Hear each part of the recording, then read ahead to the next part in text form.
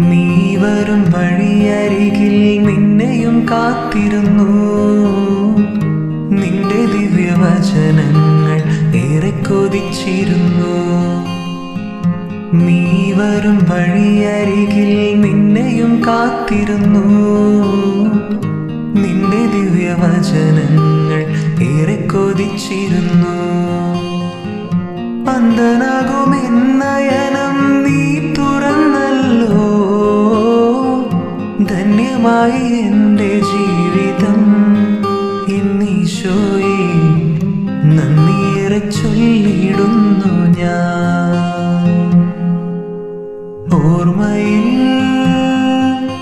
നിൻമുഖം മാത്രം ഓർക്കുമ്പോൾ മനം കുളിരുന്നു. മിഴികളിൽ